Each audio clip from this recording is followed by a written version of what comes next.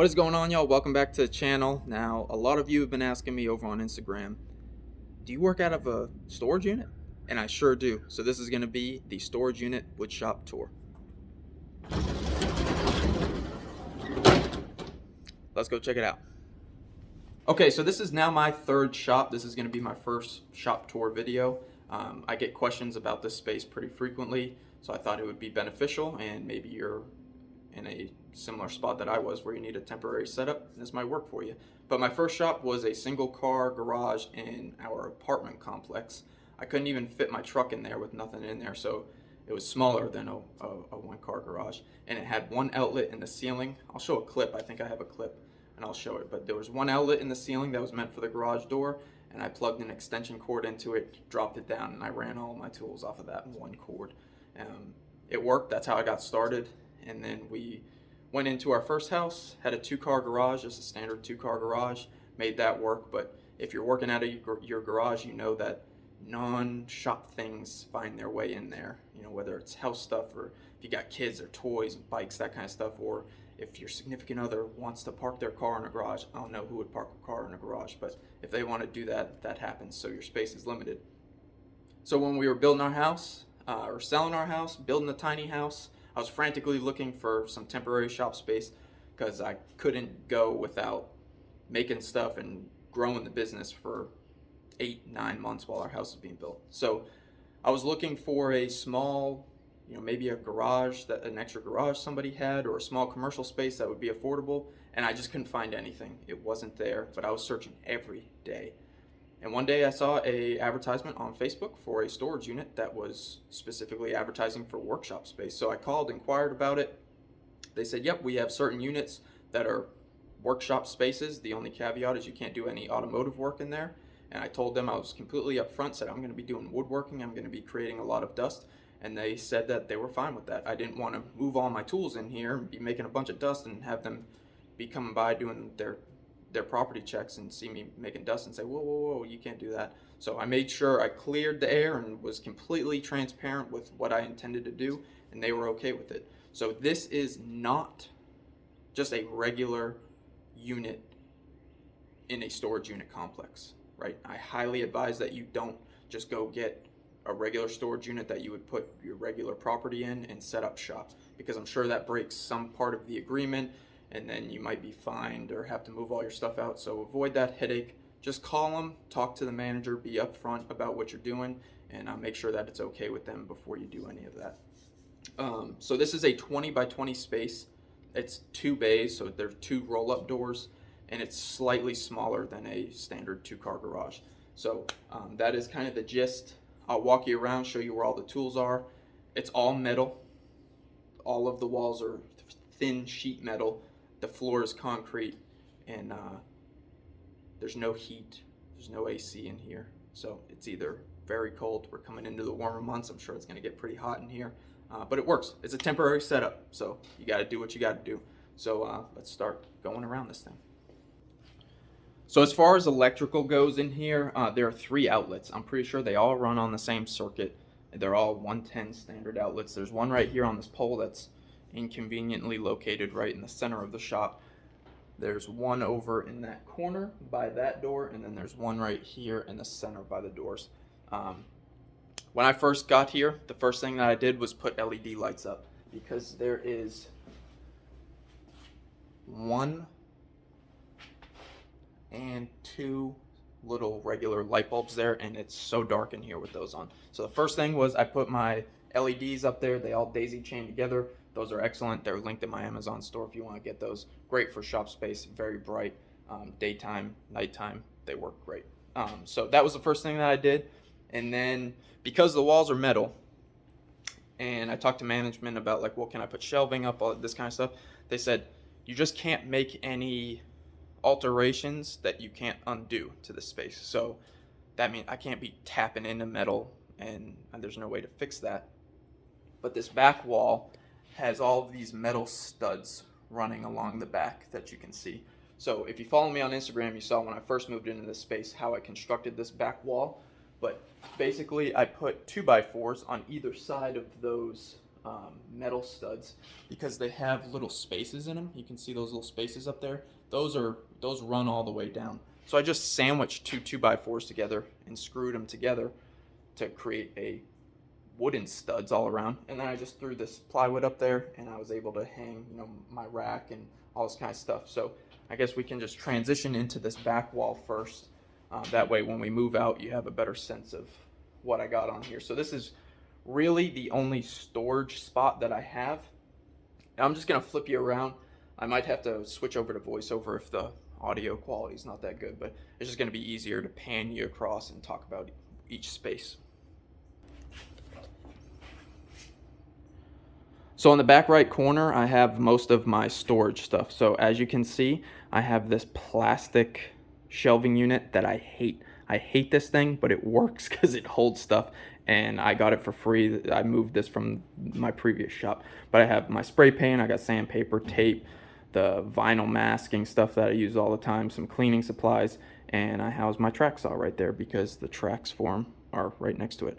But then in this cabinet, my dad actually built this a long time ago. It's been in multiple houses and now in multiple shops. But I hold glue, other paint finishes, and some epoxy in here. Then I have my Starbond CA glue. I use this stuff all the time, so I have a bunch of it, and it's awesome. If you haven't used it, it's phenomenal stuff. But that's where I house that. And then I have my Bora tool wood racks, which are really nice. So I hold all of my dimensional lumber here. This is my little drill station that I had made in my last shop. You know, it holds all the drills and holds all my miscellaneous stuff right now. And it works pretty good because it's not super high off the ground. I mean, this is at about chest level for me, so I can grab all the drills, and that's really the only good spot that I had for it. And I just keep some extra junk under here that I don't really touch. Some slabs and stuff I'll keep over here. But then up here I have my clamp rack that I had made in the last shop, and the clamp rack and this drill station, they're just hanging on there with French cleats, so 45 on the back side. And then I made this little shelving unit here where, you know, it just gave me some more vertical space and a couple more shelves because I needed it a little bit more. So I've got, what, 1, 2, 3 shelves, and then the bottom here. It works pretty good. It's sturdy. I actually made it out of all plywood, so it's 3/4 inch plywood for shelving, and it works awesome. I've got my Rockler 1250 dust collection system right here, and I don't get to use dust collection. So let me talk about that right quick. The power supply in here is very limited, so I can't really run 2 big tools at once. So if I'm running the table saw or the planer, I can't set up the dust collection because it can't. If I trip the breaker, I don't know where the breaker is. I can't reset it. So I have to be very conservative and careful with my power usage at one time so that I don't trip anything. But that is where that stays. You know, I've got the drill press here, the Delta drill press. It works pretty good. I don't use it frequently. That's why I keep it stashed in this corner. I have some of my Festool stuff in here, my domino, my sander that I just pull out. And then these are some of my miscellaneous mainly corded tools that I don't really use that often, so they stay there. And there's some other junk right there, like dollies, a little camera light, that kind of stuff. That stays out of the way because I don't use it that often. So that's the back wall. It spans the entire way, so it gives me some storage. It's better than nothing, but that is really the only option I have for storage in here because I can't tap into this wall and I can't tap into this wall because it's just straight sheet metal. For all like the flags that I have hanging, I just put some zip ties on the hex bolts that they have already installed on the sheet metal, so I was able to do that. But other than that, I can't put anything on those walls. So let's see. I guess we'll just keep going this way. So I keep my planer here. Anytime I use the planer, I actually bring it right to the edge of the bay door, and I blow all the dust out. And then at the end of the day, you know, you need to leave your space better than when you got there. So I blow everything out, just like the maintenance guys do when they clean up the property. They blow everything out towards the wood line, and I do the same thing. It's sawdust. It's not going to hurt anything. So let's see.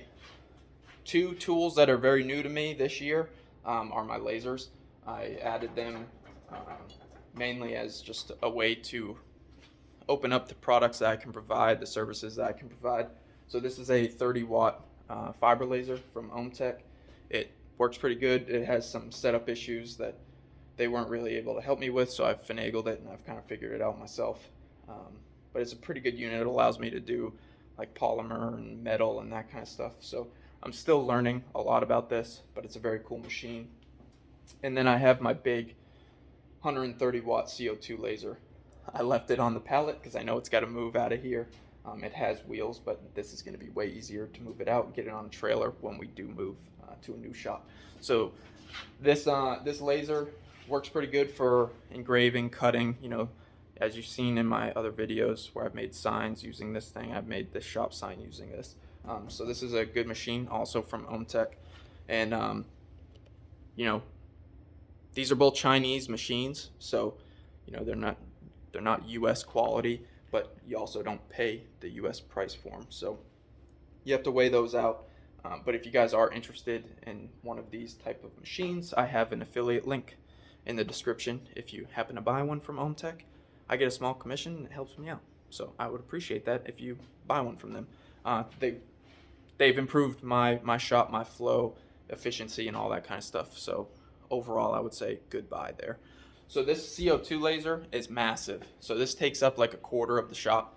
You know, as you can see, it's right up against, pretty much up against the door. I have the chiller for it right here, and I just keep my miter stand and the blower right there that I can take out when I need to use them. But I can't really use anything else over here because it's massive and it weighs like 1,000 pounds, so I can't really move it. But directly in front, I guess we can say in front, is my 4x8 workbench. I made this in my last shop. I love it.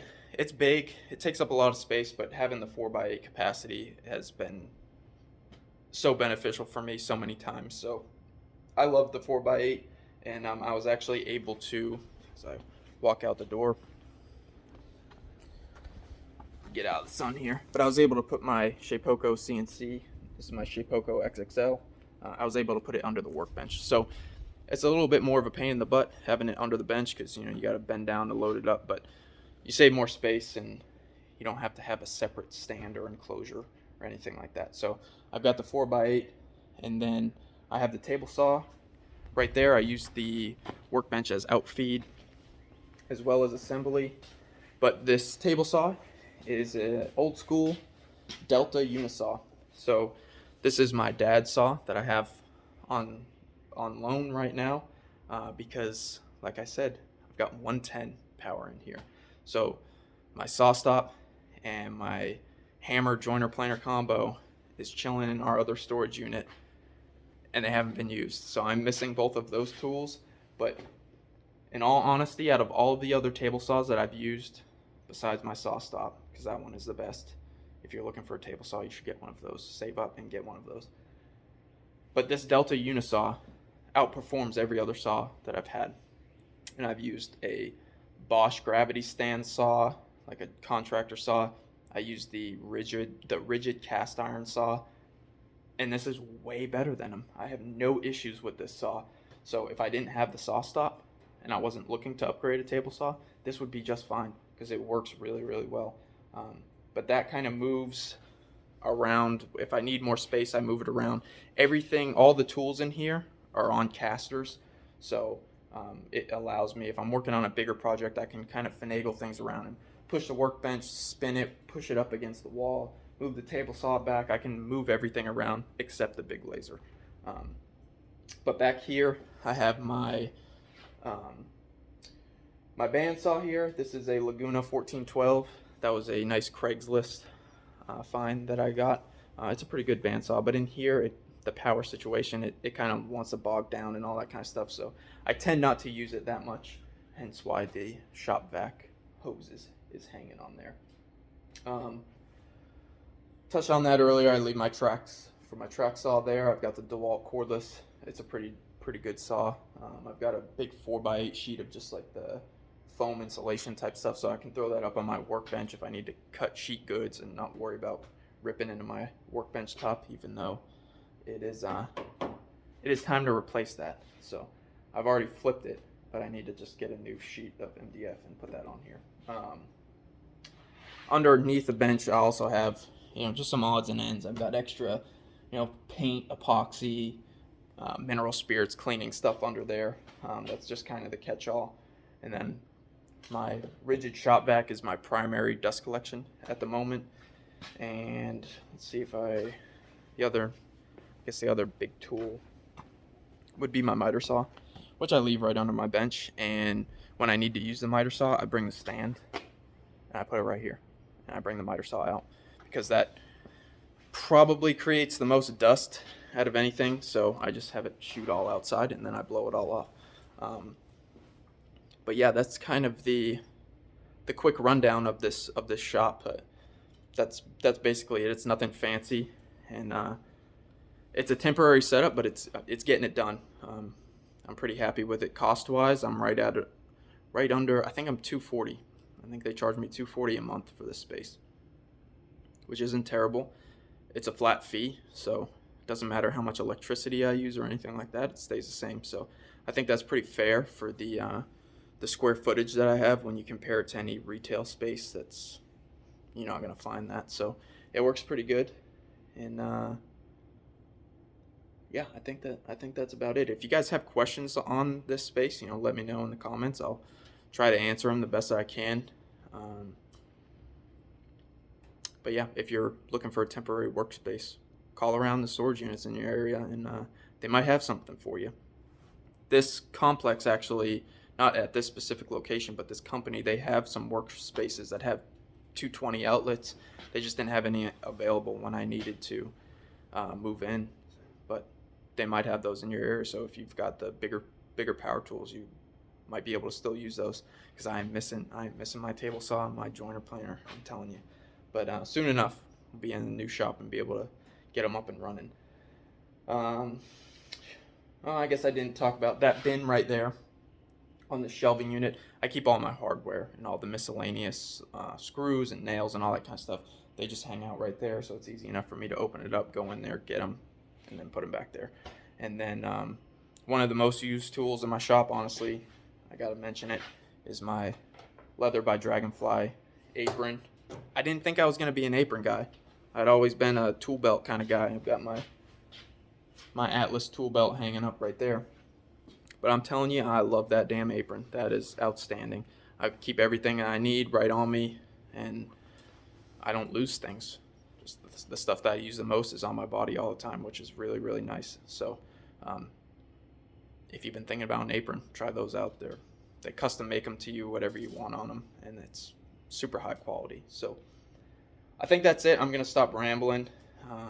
I'll do just a little pan around for you, just so you can get a better sense, because I know my field of view here is limited and all that kind of stuff. But yes, this is the storage unit woodshop tour.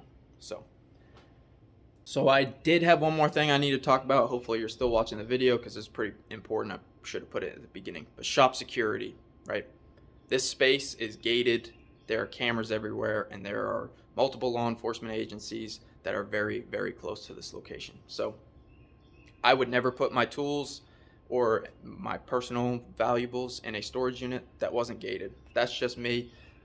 The locks that are on these things, the roll-up doors, if somebody wants to get in, they're pretty easy to get into. So especially if you're working with the doors open and people are driving by and see that you have tools, there are a lot of people that will jack your stuff and not give a crap about you. So I've taken plenty of reports myself, larceny reports with storage units being broken into. So try to mitigate that risk if you're going to take on a space like this, and make sure that it's fenced and gated, because you can see fence all the way around, barbed wire everywhere. I've got a camera right there, and there are a bunch of cameras throughout this facility, which is excellent. And that was something that I made sure was present before I moved my stuff in here. So that was it. Scenic shot coming. Thank you guys for watching. See ya.